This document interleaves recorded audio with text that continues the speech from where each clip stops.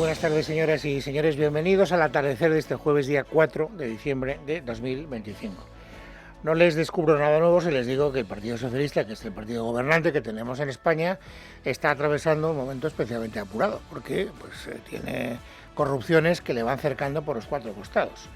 Y en ese ambiente, o con ese paisaje de fondo, se abre o se vuelve a abrir, porque no es la primera vez que sucede, un frente que yo creo que le va a costar caro electoralmente, aunque a lo mejor me equivoco en ese pronóstico, y ese de la conducta sexual inadecuada de algunos de sus dirigentes. Y no me refiero ya a las sobrinas de Ábalos, esto lo hemos superado, ni a Koldo, ni al Tito Berni, sino a casos más recientes. El gran protagonista del último caso, ya lo saben, es el que tenía que haber sustituido a Cerdán como secretario de organización, a Paco Salazar. Bueno, ustedes conocen la historia, no les voy a contextualizar mucho porque perderíamos mucho tiempo. Saben que el diario.es hace ya más de un mes dio a conocer las denuncias que personas que trabajaban con Paco Salazar, que era uno de los colaboradores más cercanos de Pedro Sánchez, las denuncias que dirigieron contra él por acoso sexual. Y esas denuncias estuvieron durmiendo el sueño de los justos durante mucho tiempo, hasta que ya no se pudieron ocultar, porque el diario.es las afloraron, las dieron a conocer, y a partir de ahí empezó poco a poco a larvarse una crisis que anoche tuvo un momento especialmente interesante desde el punto de vista de lo que es el relato informativo. ¿Por qué? Pues porque el malestar entre muchas militantes del Partido Socialista había sido tan grande, era tan visible, era tan indisimulable, que la dirección del partido decidió convocar a las responsables de igualdad de todas las federaciones socialistas a una reunión en Ferraz. Y entonces se produjo la reunión anoche. Y lo que cuentan hoy las crónicas periodísticas es bastante interesante. Hay una crónica de la agencia EFE, citando fuentes de las personas que estuvieron en esa reunión, que hablan de una reunión donde se vivió mucha tensión y además fue rara, dicen. Y además lo razonan y concretan el motivo de esa extrañeza, de esa rareza. Dice que solo se le dio la palabra a un número reducido de responsables regionales, en concreto a 5, y además se les pidió que las intervenciones no fueran muy largas. Daba la sensación, dicen estas fuentes, que Ferraz, amparándose en que era muy tarde y que por lo tanto no había que prolongar mucho la reunión, lo que quería era tener una especie de cubrir el expediente y salgamos de aquí cuanto antes. De hecho, se les ha vuelto a citar, pero no se les ha dado fecha para esa nueva reunión. Bueno, hoy hay algunos testimonios, a propósito de lo que ocurrió anoche en ese ambiente raro y tenso del Partido Socialista, que ponen voz primero a esa extrañeza. Van a escuchar ahora a la portavoz adjunta del Partido Socialista, que se llama Emma López. Fue una de las que intervino. Y hoy, sin entrar en mucho detalle, sí que nos da pistas a propósito de la dureza con la que se debieron emplear algunas de las intervinientes. La reunión fue clara, las feministas además del Partido Socialista somos guerreras y hay cosas que no estamos dispuestas a tolerar, y ninguna mujer, ninguna, bajo ningún concepto tiene que recibir un trato vejatorio, nunca. Bueno, y luego hay una declaración que es de todas la que a mí más me ha interesado, que tiene como protagonista a Adriana Lastra. Adriana Lastra fue secretaria de organización del Partido Socialista, antes de Santos Cerdán y antes de Ábalos. De hecho, la que denunció las conductas irregulares de Ábalos fue Adriana Lastra, y eso le costó el cargo en Ferraz, las cosas como son. Y por lo tanto ella está muy comprometida en la lucha contra estas conductas que utilizan a las mujeres como si fueran objetos de satisfacción sexual. Y está completamente decidido a librar esa batalla. Por eso, hoy nos ha dado una pista que yo creo que centra la cuestión en el epicentro, es decir, en el cogollo del problema. ¿Qué dice Adriana Lastra? La van a escuchar enseguida. Que no basta con pedir perdón, que hay que denunciarlo a la Fiscalía. Es más, ella afirma que está convencida de que la dirección del partido lo hará. Lo que hay que hacer es, de manera inmediata, y entendiendo que estamos hablando de violencia contra las mujeres, ponerlo en conocimiento de Fiscalía. Esa es la postura que además no solamente trasladamos ayer, sino que el martes en una reunión de la Comisión Ejecutiva Autonómica, es decir, de la Federación Socialista Asturiana, hablamos, y que además estoy segura de que ellos también saben y que están convencidos de hacerlo. Que me perdone Adriana Lastra, pero yo no estoy seguro de que ella esté segura de que lo van a hacer. Probablemente lo dice porque pues, es militante del Partido Socialista, ha tenido cargos de mucha responsabilidad en un momento determinado. Formó parte del círculo de colaboradores más íntimos de Pedro Sánchez. No querrá hacerle demasiado daño al partido, pero no estoy muy seguro de que ella esté segura de que lo van a hacer. ¿Por qué? Porque no lo han hecho. Por eso les decía hace un momento que yo creo que esto nos centra en el cogollo de la cuestión. La gran pregunta que nadie responde es ¿por qué el Partido Socialista no quiere poner estas denuncias en conocimiento de la Fiscalía? Fíjense, Óscar López está en un viaje por los Alpes suizos o por allí, Allende los mares no, pero Allende los montes sí. Y hoy se ha hecho entrevistar, luego veremos el motivo. Pero claro, aprovechando que le entrevistaba en Televisión Española, le han preguntado directamente por qué el Partido Socialista no pone en conocimiento de la Fiscalía estas denuncias. Y yo les pido que escuchen atentamente la respuesta claramente evasiva de Óscar López. ¿Van ustedes a llevar a tribunales, van a llevar ustedes a Fiscalía la situación de Francisco Salazar, las denuncias internas en el PSOE? Bueno, yo en este asunto quiero ser muy claro y muy contundente, siempre con las víctimas, siempre con las víctimas. Las denuncias que hemos conocido son muy graves y desde luego son intolerables. Y a continuación yo confío plenamente en los órganos de mi partido, estoy absolutamente convencido que van a dar una solución adecuada a esto.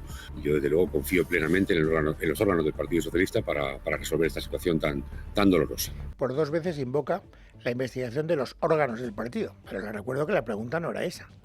La pregunta era, ¿van ustedes a ponerlo en conocimiento de la Fiscalía? Por eso digo que la respuesta de Óscar López es claramente evasiva. Él no responde a la pregunta de la Fiscalía, se refiere por 2 veces a la confianza que él tiene depositada en la eficacia de la investigación de los órganos del partido. Y algo parecido es lo que ha hecho la secretaria de Igualdad del partido, que es Pilar Bernabé. Pilar Bernabé pide perdón a las víctimas, pero al mismo tiempo invoca también la investigación interna, pero no va más allá. A las mujeres que no hayan sentido que se les había atendido le pedimos perdón, le pedimos disculpas, pero sobre todo la certeza de que hay una comisión que está trabajando desde el primer momento, que va a seguir haciéndolo. Desde el primer momento no. Desde el primer momento no, esto para empezar. Esto ya es una trola como un piano de cola. ¿Por qué? Pues porque, insisto, si ustedes ven el momento en el que se producen las primeras denuncias periodísticas, en el momento en el que toma cartas en el asunto el Partido Socialista, verán que desde el primer momento no. Pero en todo caso, eso es secundario. Lo más importante es ver cómo de repente la Secretaría de Igualdad vuelve a hablar de la investigación interna. Y nadie nos quiere explicar, nadie quiere responder a la pregunta que formulan algunas de las responsables de igualdad de las federaciones del PSOE, como por ejemplo Adriana Lastra. ¿Por qué no van estas denuncias a la Fiscalía? ¿Qué está tratando de encubrir el Partido Socialista? Esta es la gran cuestión que nadie responde. Y naturalmente, como esto al Partido Socialista le hace mucho daño, ya hemos contado muchas veces que donde se está produciendo una pérdida más notable en el electorado del PSOE es en el voto femenino. Cuando se conoció todo el escándalo de las prostitutas y de las sobrinas y de las orgías en los paradores, etcétera, eso inmediatamente, y ahí lo reflejaron todas las encuestas, se tradujo en una huida, casi una estampida del voto femenino del Partido Socialista. Por tanto, esto pues va en una dirección que al Partido Socialista le hace mucho daño. ¿Y quién lo sabe? El Partido Popular, que es el principal partido de la oposición. ¿Y qué hace el Partido Popular? Aprovechar la circunstancia. Escuchen hoy a Feijóo.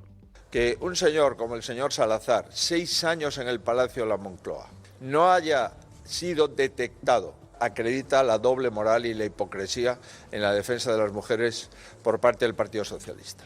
Se ha desmoronado toda la política feminista del Partido Socialista. El Partido Socialista es un partido peligroso para las mujeres. No solo acusa en general al Partido Socialista, acusa también en particular. ¿A quién? A Pilar Alegría, portavoz del Gobierno, y también a los socios que sostienen a Sánchez. Recientemente la ministra portavoz del Gobierno se ha reunido y ha comido con él y ha sido otra vez contratado en la Moncloa. Y yo me pregunto, ¿y los socios del Gobierno qué actitud están teniendo? Bueno, es una pregunta retórica porque naturalmente los socios del Gobierno sobre esto no han hablado. Podrán decir que a lo mejor no le han preguntado, pero también de oficio podrían haber formulado alguna posición que aclarara cuál es el punto de vista que tienen en relación a esta cuestión concreta. Bueno, esto es, digamos, lo más mollar si hablamos de la importancia que tiene el cargo de Paco Salazar. Vuelvo a repetir que si no se hubiera interpuesto esa información del diario.es, sería el secretario de organización del PSOE, sería el sustituto de Santos Cerdán, sería el número 3 del Partido Socialista. Por eso es tan llamativo desde el punto de vista informativo. Es más, hasta donde sabemos, que no es mucho, todavía no ha sido apartado del Partido Socialista porque sigue siendo asesor del partido. Hasta donde sabemos. A lo mejor ya no lo es y no lo sabemos. Hasta donde sabemos lo sigue siendo. Por lo menos ayer o antes de ayer lo seguía siendo. Bueno, pero por lo tanto, esta es la gravedad cualitativa, ¿no? Teniendo en cuenta, digamos, la importancia política del personaje principal de esta historia. Pero es que le sale ahora otra historia al Partido Socialista que tiene cualitativamente menos importancia, porque tiene como protagonista fundamental al secretario general del Partido Socialista en Torremolinos. Pero claro, el secretario general del Partido Socialista en Torremolinos, que se llama Antonio Navarro, era un tipo que acosaba a una militante del Partido Socialista en términos, pues que no me atrevo a calificar, pero sí a exponer con detalle. Verónica Jorro. Iré depilado por si tienes un desliz. Es uno de los muchos mensajes que recibía la militante socialista por parte de Antonio Navarro.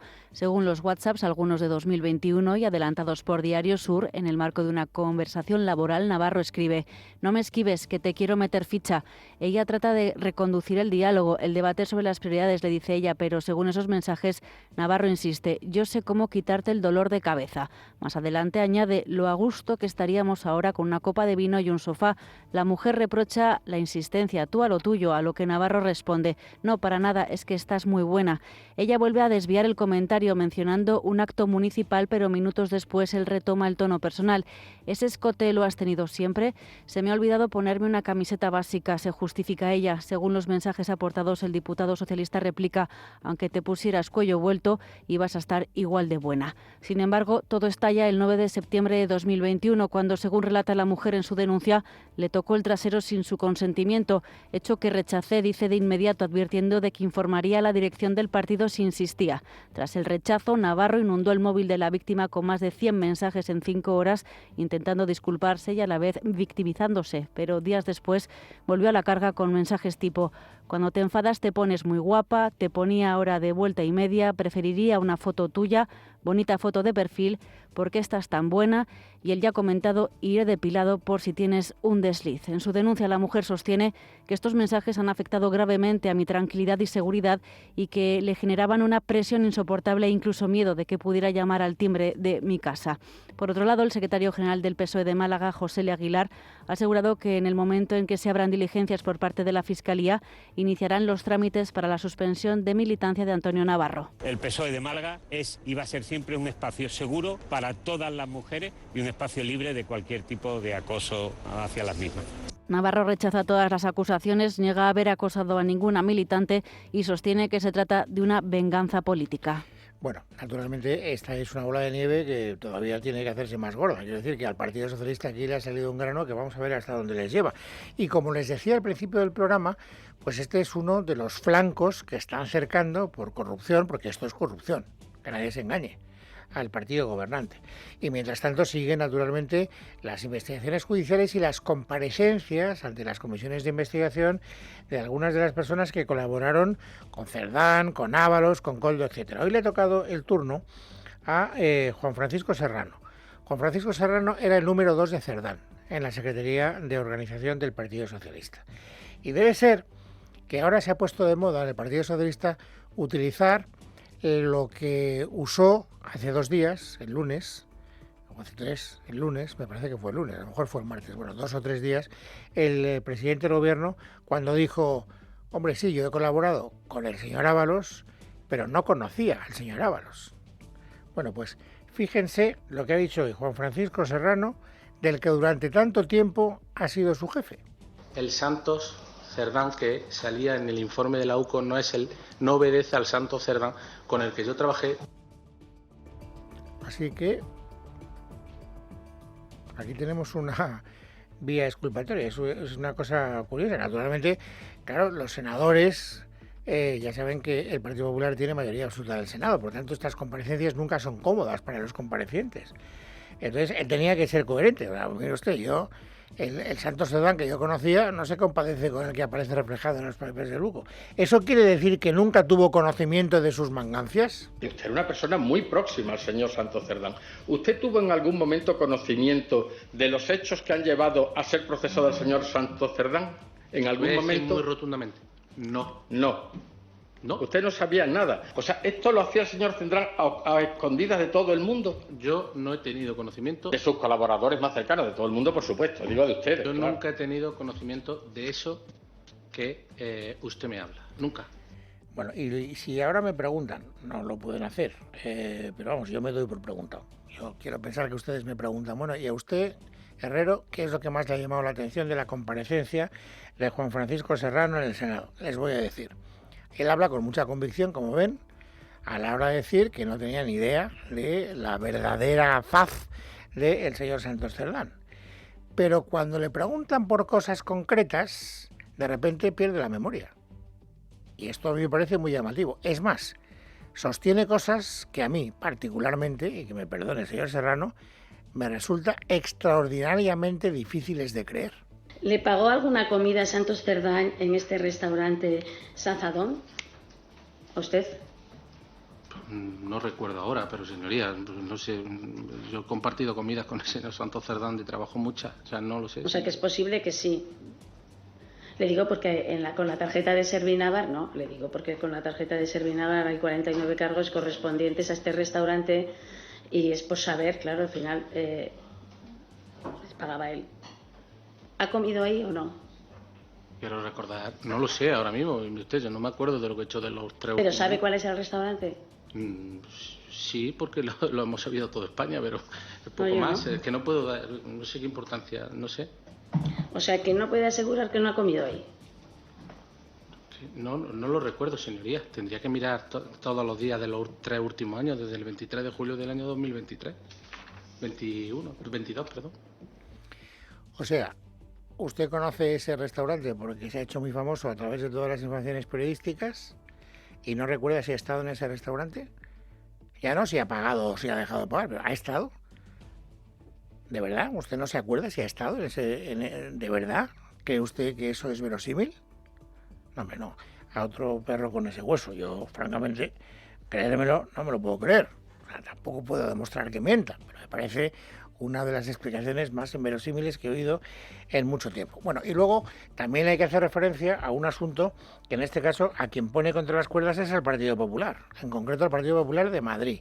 Saben ustedes que sobre todo el diario El País lleva informando desde hace mucho tiempo, desde hace varios días, de las irregularidades que se produjeron en el hospital de Torrejón como consecuencia de decisiones que adoptó el CEO de ese hospital, que es un hospital privatizado, está en manos del Grupo Rivera, para que las listas de espera se hicieran más largas y se le diera prioridad a otro tipo de pacientes que dejaban pingües beneficios en el hospital. Este es, en esencia, el meollo de la cuestión, lo cual ha provocado inmediatamente el cese del CEO del hospital, Luis Colom.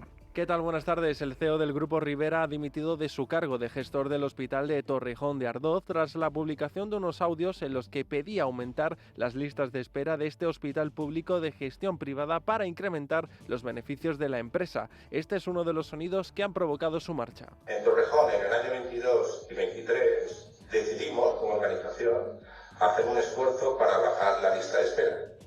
Lo único que pido es desandemos el camino. Además, hoy el diario El País publica que 4 directivos denunciaron en el canal ético las medidas impuestas por el CEO de la compañía sanitaria. Todos ellos fueron despedidos. Desde el Grupo Rivera sostienen que estos despidos no tienen nada que ver con el asunto en cuestión y que se deben a la pérdida de confianza en su gestión. Mientras tanto, desde la Comunidad de Madrid aseguran que están vigilantes. Que la Consejería de Sanidad está siempre encima Así las cosas, y en vista de las informaciones publicadas, el Gobierno regional ha enviado un equipo de la Consejería para constatar in situ la adecuada prestación del servicio en todos sus ámbitos. Además, se ha convocado con carácter de urgencia una reunión con la cúpula directiva de la empresa. El Partido Popular sabe que esto le hace daño y la prueba más evidente de que esto es así es cómo ha reaccionado el jefe del Partido Popular, jefe de la oposición, Alberto Núñez Feijóo. Esto no es de recibo. Me alegro que haya cesado este señor y vamos a seguir trabajando en inspeccionar con rigor cómo se ha comportado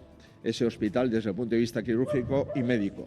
No solo lo van a investigar por aquello de ser transparentes, es que dice Feijóo, vamos a ver si luego eso se cumple, eso ya lo veremos, que además de esa investigación pueden derivarse acciones penales. Si hay alguien que pretende ahorrarse dinero a base de no atender a los pacientes, no solamente hay una responsabilidad administrativa, sino que hay que ver si hay una responsabilidad de otro tipo y ser denunciado y ser sancionado.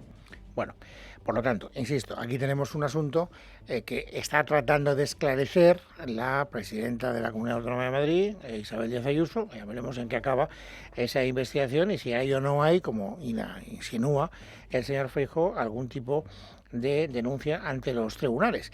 Pero como este es un asunto que a quien le hace daño electoralmente es al Partido Popular, ¿quién tiene que sacar rédito de esta historia? El Partido Socialista. Antes hablábamos de cómo Feijóo entra en tromba en el asunto Salazar, porque tiene que hacer daño al PSOE. Y ahora vemos cómo el PSOE entra en tromba en este asunto porque puede hacerle daño al Partido Popular. ¿Quién entra en esta cuestión? Óscar López. No me pregunten por qué. ¿Óscar López es ministro de Sanidad? No. ¿Tiene algo que ver con esta historia? No. ¿Está en Madrid? No. ¿Está en Suiza? O es que no sé si es Suiza, no me quiero... En Italia, en los Alpes italianos. Sí. Bueno, y entonces de repente están los Alpes italianos y le llaman de Televisión Española para preguntarle sobre qué, sobre esto, y qué dice Óscar López desde los Alpes italianos. Esto. No es casualidad que en Madrid haya 1 millón de personas en lista de espera, no cae del cielo, no es una casualidad, hay causalidad. Hay una privatización de la sanidad para hacer un gran negocio que, por cierto, o casualidad, acaba en el ático de la señora Ayuso. Oiga, la gente sabrá si quiere defender o no defender antes de que sea demasiado tarde un modelo de sanidad pública donde hay pacientes y no clientes y donde hay derechos y no negocios.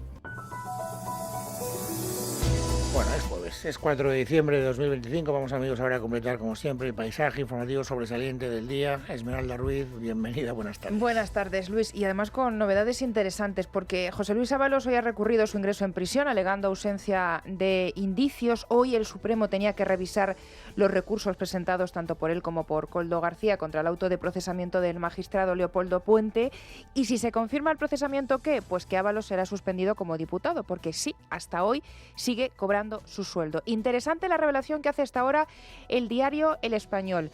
Hablamos hace unos días del famoso cheque en blanco que el Partido Socialista habría ofrecido, Santos Cerdán en concreto, a José Luis Ábalos, a cambio de su silencio, tertulias televisivas, trabajo en Acento y el pago de sus abogados. Bueno, pues Ábalos, desde la cárcel, asegura que sí, que el Partido Socialista pagó su abogado hasta hace 2 meses, hasta el mes de octubre, como parte de ese pacto de silencio. Dice que forma parte de un acuerdo con Ferraz para que controlara su defensa, a cambio de abonar la minuta del letrado José Aníbal, que, como decimos, cambió a partir del mes de octubre. Él llegó a denunciar filtraciones a la prensa. Bueno, a la espera de conocer qué decisión toma el Tribunal Supremo hoy respecto al caso Ábalos y Koldo, en OK Diario hemos seguido conociendo nuevos audios de las entrevistas que ofreció Koldo, en concreto a este medio. Sigue insistiendo en Begoña Gómez y hoy confirma lo que ya hemos publicado en Libertad Digital en repetidas ocasiones, su vínculo con el secretario general de la OMT, su patrocinador, el de Begoña Gómez, y cómo pudo influir para que consiguiera una nueva sede en la Castellana. Lo que sí que voy a decir es que tenía relación con Begoña y con Javier Hidalgo. Yo creo que empresarial. Sí, oye, vamos a quedar, tenemos que hablar, hay que mirar aquello, tal. Una vez hubo, creo que un intento, de cambiar la sede de turismo y demás, y tuvo que intervenir, me parece algo así. Eso sí que lo escuché. ¿Intervino Begoña? Sí.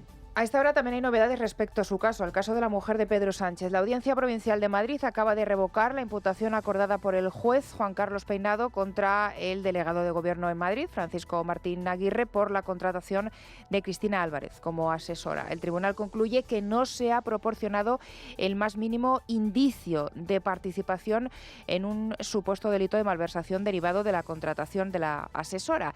Esto es lo que dicen en el primero de sus dos autos, la Audiencia Provincial, pero en el segundo sí que avala las nuevas diligencias acordadas por el juez Peinado dirigidas a concretar el papel de Cristina Álvarez en la cátedra de la Complutense, también el de Begoña Gómez. Por ejemplo, pues la testifical de Miguel Escasi, que fue el que propone el proyecto de colaboración para Google, o incluso los correos, los más de 100 correos que dice tener en su poder Juan Carlos Doadrio, ex vicerrector de la Universidad Complutense. Bueno, hoy el Congreso y el Senado también ha sido escenario de dos comparecencias importantes. En el primero ha estado la futura fiscal general del Estado, Teresa Peramato, que hoy tenía que enfrentarse a las preguntas de todos los grupos parlamentarios en la Comisión de Justicia, el último trámite que tiene que pasar. En el Senado ha sido el PP quien ha forzado la comparecencia del ministro de Justicia para que explique el ataque desde el Gobierno al tribunal que ha condenado a Álvaro García Ortiz. ¿Y qué han dicho Teresa Peramato y Félix Bolaños? Nos lo cuenta Miguel Ángel Pérez. Buenas tardes. La candidata del Gobierno a sustituir al condenado Álvaro García Ortiz al frente de la Fiscalía General del Estado, Teresa Peramato, cumple este jueves con el trámite de declarar en el Congreso de los Diputados, concretamente en el marco de la Comisión de Justicia, que examina si cumple con los méritos y la idoneidad necesarios para asumir la jefatura del Ministerio Público. Peramato iniciaba su comparecencia poniendo en valor el trabajo de sus predecesores. Además, aseguraba que tendrá la misión de sanar las heridas abiertas en la Fiscalía tras la condena de García Ortiz por un delito de revelación de secretos. Quiero mostrar mi reconocimiento al trabajo realizado por mi predecesor y por todo su equipo para mejorar y modernizar la Fiscalía española. No puedo ni debo eludir una mención al procedimiento penal recientemente seguido ante la Sala Segunda del Tribunal Supremo. Es una profunda herida que atraviesa la Fiscalía española y que ha de sanar, espero y deseo, bajo mi dirección y con el trabajo y esfuerzo de todos cada uno de los fiscales de este país. Cuento con todos ellos. Por su parte, el ministro de Justicia, Félix Bolaños, reclamaba al Tribunal Supremo que dicte ya la sentencia sobre García Ortiz después de que el fallo que le condenaba a 2 años de inhabilitación se conociera justo hace 2 semanas. Creo que es conocida por notoria la posición del Gobierno de España y también esperamos conocer en breve la sentencia del Tribunal Supremo y los votos particulares que han llevado a la condena del fiscal general del Estado. Porque conocemos el fallo, lo conocemos desde hace ya casi 2 semanas o 2 semanas, pero todavía no conocemos la sentencia y sería una buena noticia que la conozcamos cuanto antes. Fuentes jurídicas consultadas por Libertad Digital afirman que la sentencia redactada por el presidente de la Sala Penal del Supremo, Andrés Martínez Arrieta, está prácticamente finalizada a la espera de incluir los votos particulares de las magistradas Susana Polo y Ana Ferrer. Hoy en el Palacio de la Moncloa se ha celebrado también un encuentro rodeado de absoluto secretismo. Ayer ya lo avanzábamos, la reunión de alto nivel España-Marruecos, en la que ha participado el primer ministro marroquí y en la que también ha estado Pedro Sánchez junto a 7 ministros. Sabemos que se ha firmado más de una decena de acuerdos, pero no sabemos cuáles. ¿Por qué? Porque Moncloa ha vetado el acceso a la prensa. En estas últimas horas el ministro del Interior ha querido expresar que nuestra relación con Marruecos es como la de una familia. Y esta mañana, en una entrevista a modo de aviso en El Mundo, el ministro marroquí de Comercio decía: una España que se porta bien es un Marruecos que se porta bien. La que también ha buscado su cuota de protagonismo ha sido la vicepresidenta segunda, Yolanda Díaz. Ella no ha estado, claro, presente. Deja este mensaje a Sánchez. Hoy se celebra en nuestro país una reunión de alto nivel con Marruecos y vamos a decirlo claramente, no vamos a ceder 1 centímetro de tierra saharaui. Hoy y siempre, viva el Sáhara libre. Ojo al recorrido también que pueda tener la confesión que ha hecho el que fuera director de inteligencia militar para Venezuela, Hugo Carvajal. El Pollo Carvajal ha tirado de la manta, él desvelando en una carta las prácticas criminales del chavismo en las que admite haber participado. Pueden leer los detalles en Libertad Digital. En esa carta, el Pollo detalla cómo el Cártel de los Soles funcionaba como una corporación transnacional dedicada no solo al narcotráfico, también a la infiltración política en Estados Unidos y a la cooperación con servicios de inteligencia extranjeros. Cártel que, según el Pollo, dirige Maduro y Diosdado Cabello. Carvajal, y esto es lo más interesante, interesante, se ha ofrecido a entregar al Departamento de Justicia todo lo que sabe sobre redes de corrupción relacionadas con altos funcionarios del gobierno español, exfuncionarios, información que podría llegar de manera inminente a la Fiscalía norteamericana.